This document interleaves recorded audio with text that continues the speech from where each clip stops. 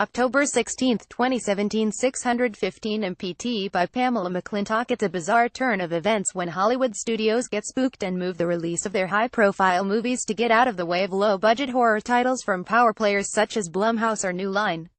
That sort of protective jockeying is generally reserved for moving out of the way of blockbuster franchises like Star Wars or Avatar.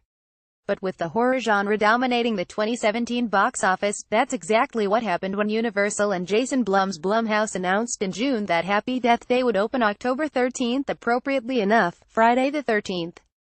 Paramount subsequently relocated Darren Aronofsky's Mother, starring Jennifer Lawrence, to September, while Universal pushed its Michael Fassbender starrer The Snowman to October 20th. Over the weekend, Happy Death Day, described as Groundhog Day meets Scream, opened to number 1 with a rousing $26.5 million against a $5 million production budget, the latest win for Blum and Universal following 2017 box office hits Split and Get Out. So far, 2017 has been Blumhouse's most successful year to date in terms of box office grosses. Jordan Peele's micro-budgeted Get Out, released in late February, earned $253.1 million worldwide. That includes $175.5 million domestically, more than such tentpoles as Pirates of the Caribbean Dead Men Tell No Tales $172.6 million and Kong Skull Island $172.6 million. And the profits on low-budget horror can be enormous for any studio, since horror titles cost far less to produce than a film relying on big-name talent or special effects. The other big winners in this space are New Line and Warner Brothers, home of this year's It, the top-grossing horror title of all time at $602 million and counting, and Annabelle Creation, which has just crossed the $300 million mark globally.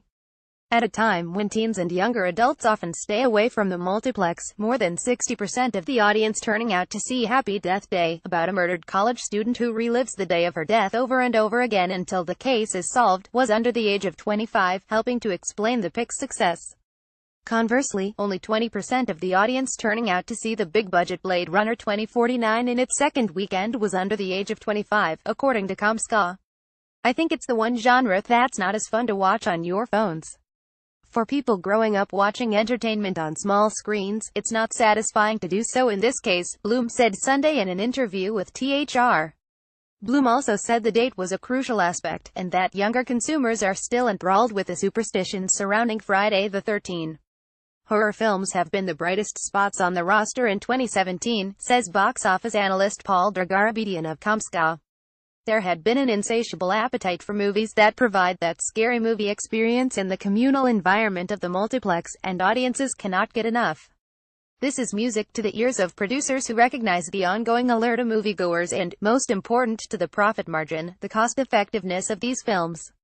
To be sure, the horror craze hasn't stopped some films from falling by the wayside.